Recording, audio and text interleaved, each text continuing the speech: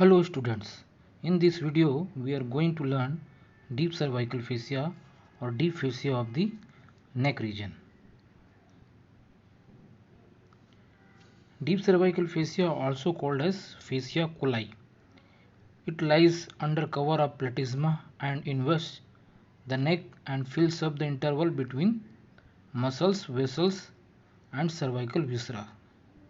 So this deep cervical fascia of neck is arranged into multiple layers and it forms different compartments for different organs.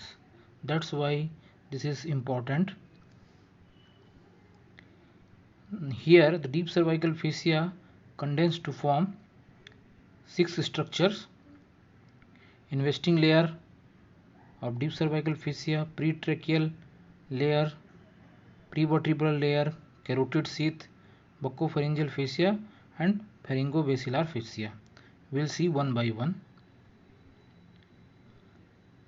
So the fascia which covers the vertebrae like this is prevertebral fascia.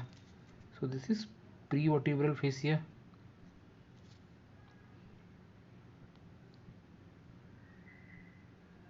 The fascia which is present anterior to the trachea is pretracheal fascia, this one. So this is pretracheal fascia.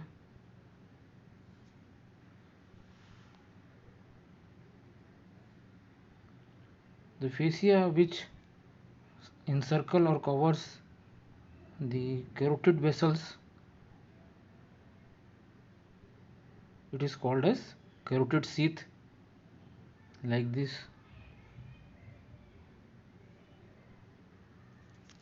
This is carotid sheath.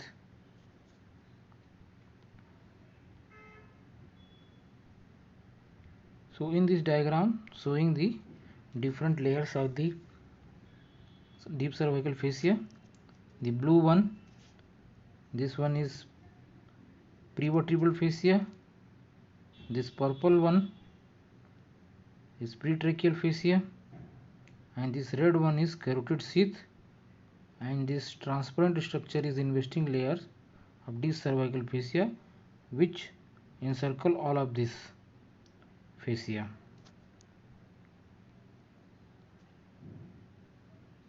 First is investing layer. We study the deep fascia into the attachments: anterior attachment, posterior attachments, superior attachments and inferior attachments, and tracings: horizontal tracing and vertical tracing. So first of all, attachments. So it starts from posterior aspect. This red one is tip of 7th cervical vertebra, then ligamentum nuchae, posterior free border of ligamentum nuchae, then external occipital protuberance, this one, then superior nuchal line, this one, then mastoid process, then lower border of mandible. So this is investing layer.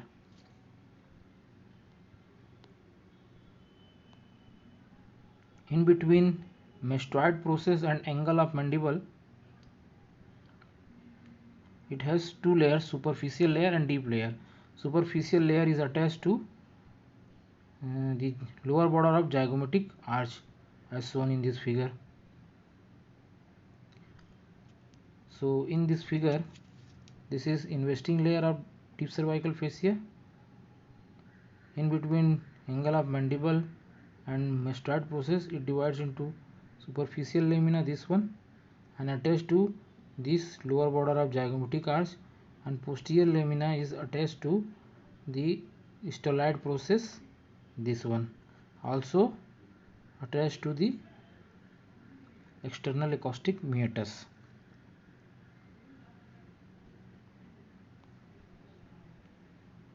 So in this figure you can see superficial and deep layer.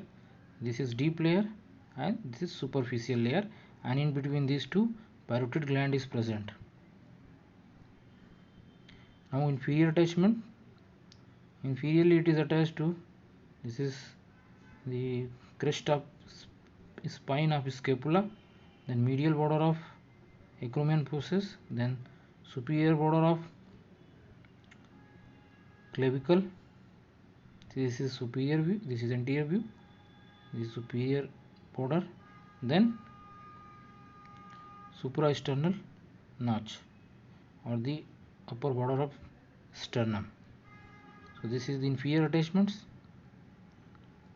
So this is the diagram showing the investing layer of deep cervical fascia attachments. Now the horizontal tracing, it means when we cut the neck horizontally, then the fascia, how the fascia extends. So this is the cut transverse section of the neck, showing this is vertebral body, this is esophagus, this is trachea, this is thyroid gland. Okay, so in horizontal tracing, it starts from the ligamentum nuchae, so this blue dot, then this fascia splits and encloses trapezius muscle. So this is trapezius muscle, sorry, this is trapezius muscle, then it runs anteriorly and forms the roof of posterior triangle, then again it splits and encloses the sternocleidomastoid muscles, this one like this, and then runs medially like this and joins the investing layer of deep cervical fascia of opposite sides like this. So here this is trapezius, this is posterior triangle of neck, so here it forms the roof, then this is sternocleidomastoid muscle, then again it runs anteriorly and forms the roof of anterior triangle, this is anterior triangle of neck.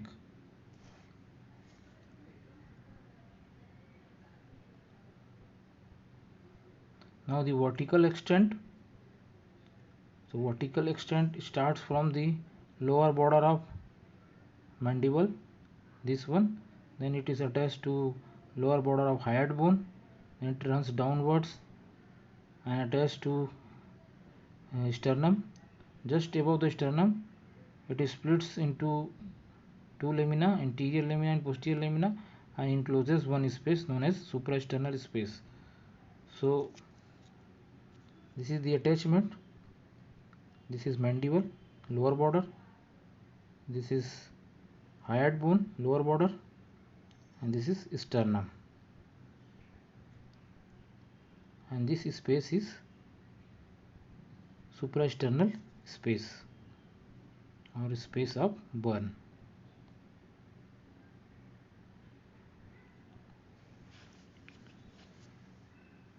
In this diagram we can see this is parotid gland and this is the deep lamina. The deep lamina attached to the stellate process up to the angle, stellate process up to the angle of mandible, it forms thicken to form a ligament known as stylomandibular ligament.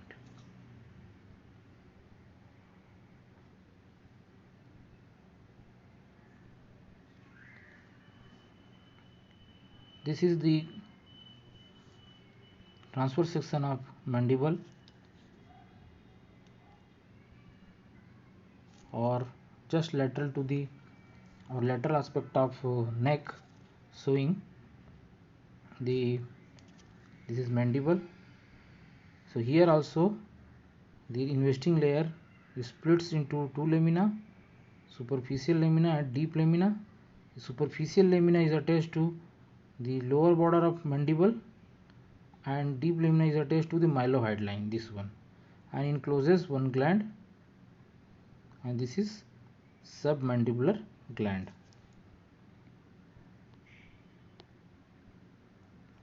Now supraesternal space or space of Burns. The lower part of neck just above the sternum, this space is known as supraesternal space, and it contains the lower part of sternocleidomastoid muscle, jugular venous arch, then anterior jugular vein, interclavicular ligament, and some lymph nodes. Now supraclavicular space just above the clavicle at this area. Here also the investing layers of deep cervical fascia splits into two layers and form a space. So in this figure we can see this is investing layer of deep cervical fascia and divides into anterior lamina and posterior lamina and form a space. So this is the space. So this is just above the clavicle, that's why it is called as supraclavicular space, and it contains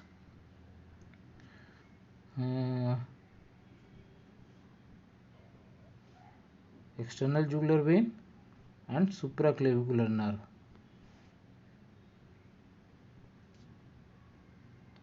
To sum of the investing layer of deep cervical fascia, important points are: it encloses two muscles, trapezius and sternocleidomastoid muscle.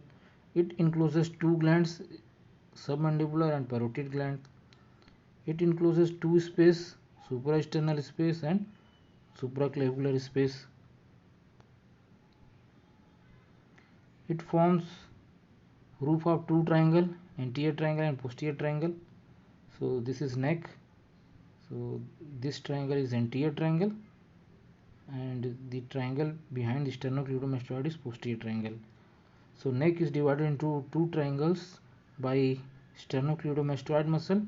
This is sternocleidomastoid muscle. We divide the neck into anterior triangle, this one, and posterior triangle, this one.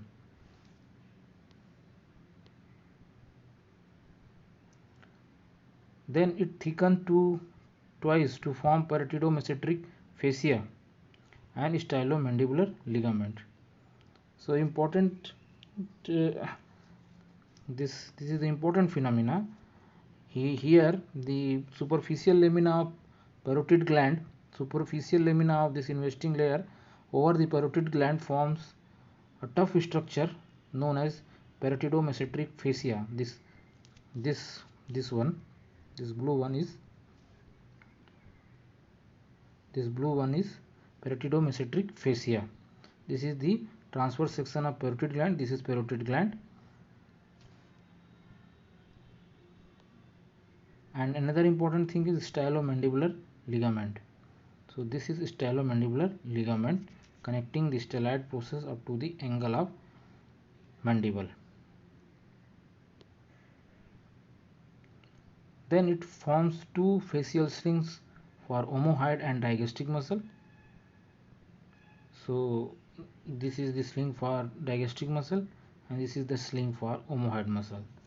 So here this is digastric muscle and this is omohyoid muscle.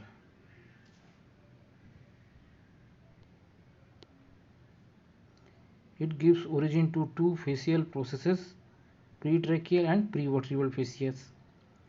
So both pretracheal and prevertebral fascia take origin from investing layer of deep cervical fascia. Now pretracheal fascia tracing, horizontal tracing, same when we cut the neck transversely. So this blue structure, blue line shows the investing layer, and pretracheal fascia arises from the investing layer underneath the sternocleidomastoid muscle, this one. Then it encircles or it forms the anterior layer of carotid sheath.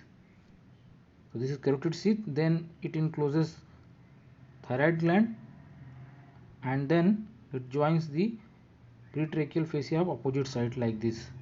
So here this is carotid sheath containing carotid arteries, carotid structure, internal jugular vein, carotid artery. This is thyroid gland. Okay, so this is pretracheal fascia, horizontal tracing. Now the ligamentum beri, it is nothing but the thickening of this pretracheal fascia which connects the medial surface of lobe of thyroid gland to the cricoid cartilage. This one, this is ligament of Berry, this is cricoid cartilage, and this is thyroid lobe, and this structure is ligament of Berry. Now vertical extent, it starts superiorly from hyoid bone at midline, then it runs downwards and then attached to oblique line of thyroid cartilage, then in circle covers the lobes of thyroid gland, then it runs downwards into the thorax and attached to the fibrous pericardium. Okay, and this is the opposite side of pretracheal fascia. So this is hyoid bone, this is thyroid cartilage, then this is fibrous pericardium.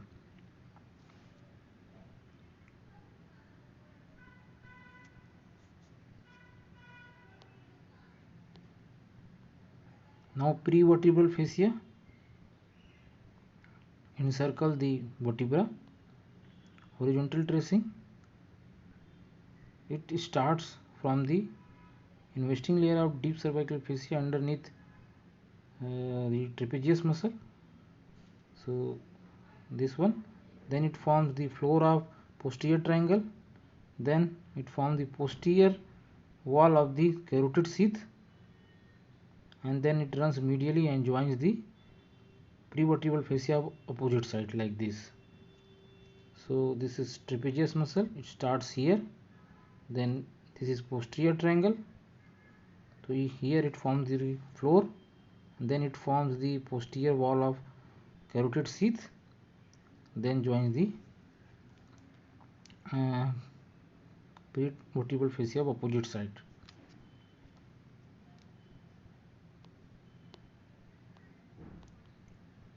Inferiorly in the neck, it gives finger-like projection which form the axillary sheath.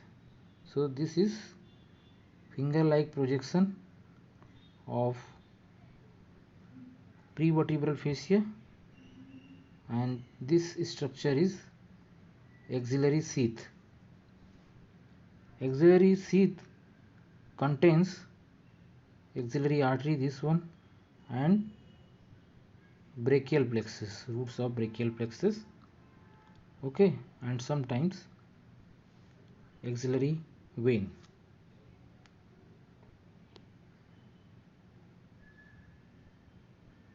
So importance of this projection, if there is collection of pus underneath the prevertebral fascia, then there will be chance of progression of this pus from neck to the upper limb up to the axilla and arm through this axillary sheath. Now the vertical extent, superiorly it is attached to base of base of skull. This is base of skull or base of sphenoid. Then it runs downwards like this and is attached to the lower border of T3 vertebra, body of T3 vertebra. Some book says that this prevertebral fascia is having two layers. ठीक है, divides into two layers, the alar fascia and this prevertebral fascia proper. This alar fascia merges with the buccopharyngeal fascia. Okay. In between these two, this is pharynx. Pharynx is covered by a fascia known as buccopharyngeal fascia. So in between buccopharyngeal fascia and prevertebral fascia, this yellow dot structure is the retropharyngeal space, which is connected to the thorax, superior mediastinum. Okay. So if there is any collection of pus in the retropharyngeal space, it may trickle down into the thorax. Now the carotid sheath. This red structure is carotid sheath, which is having anterior wall and posterior wall. Anterior wall is formed by pretracheal fascia and posterior wall is formed by prevertebral fascia, and it contains common carotid artery, internal carotid artery, and lower part of external carotid artery, internal jugular vein, and the vagus nerve. The anterior wall, the ansa cervicalis is present in the anterior wall, and on posterior side sympathetic trunk is present. Okay, this one. Now buccopharyngeal fascia. The outside the pharynx there is a fascia known as buccopharyngeal fascia. So this is buccopharyngeal fascia, and behind this retropharyngeal space is present.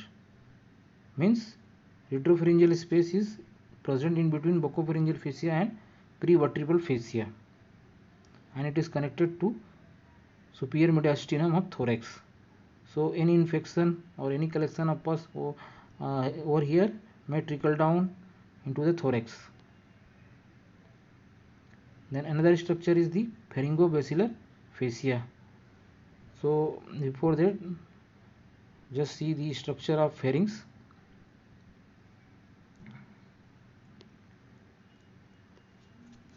Suppose this is pharynx. When we cut the pharynx like this,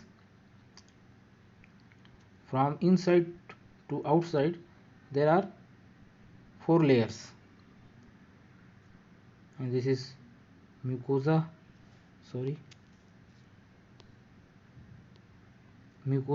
this is inner side, then pharyngobasilar fascia, this green structure, then muscle layer,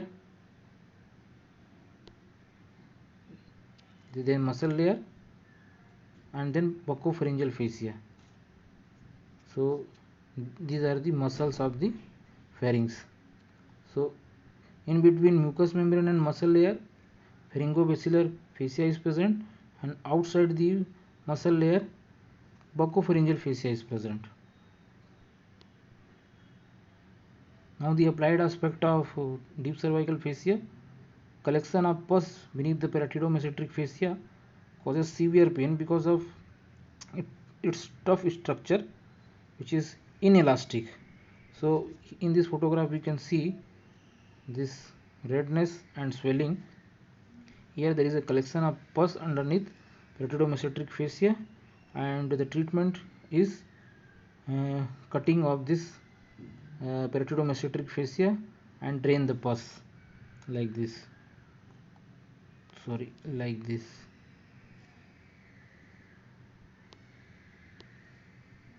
Then pretracheal fascia, which covers the posterior surface of thyroid gland, is ill defined or thin. So any enlargement of thyroid gland is occurs posteriorly, in posterior direction, and posteriorly there is the esophagus. So swelling of thyroid gland causes compression of esophagus, which leads to dysphagia. So in this photograph, this is the anterior view and this is posterior view. This is the posterior side. Enlargement of thyroid gland occurs posteriorly, and this is esophagus.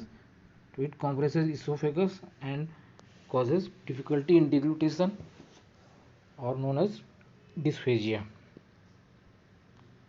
Then thyroid moves with deglutition. Why thyroid gland moves with the deglutition? Because of this pretracheal fascia and ligamentum Berry. Okay, ligamentum Berry. Because of ligamentum Berry, the lobes of thyroid gland is attached to the cricoid cartilage, and this thyroid gland hole is covered by pretracheal fascia over the trachea. In block dissection of neck during removal of deep cervical lymph node, it frequently exposes carotid sheath. While exercising the submandibular salivary gland, the external carotid artery should be secured before dividing it. Otherwise, it may retract through the stylomandibular ligament and cause severe bleeding. The care should be taken. Collection of pus in retropharyngeal space. In this photograph, we can see this green structure is buccopharyngeal fascia, and this orange structure is pretracheal fascia. This green structure is the buccopharyngeal fascia and this orange structure is prevertebral fascia. In between these two, retropharyngeal space is present. So any collection of the pus may trickle down into the thorax like this. Okay. Now collection of pus in the lateral pharyngeal space. So this is the diagram showing the cut section of oral cavity. This is oral cavity, and lateral side of this oral cavity here. This is the lateral pharyngeal space. If there is inflammation of tonsil is present over here like this, here and here. So if there is inflammation or of tonsil, there may be chance of collection of pus over this area, lateral pharyngeal space. Okay. So this is all this. Then collection of pus behind the prevertebral fascia. So this is the collection of pus most commonly occur in tuberculosis of vertebrae, body of vertebrae. It causes the midline swelling of the pharynx, and it reaches up to the lower border of T3. And this pus may extend up to the arm because of this axillary sheath.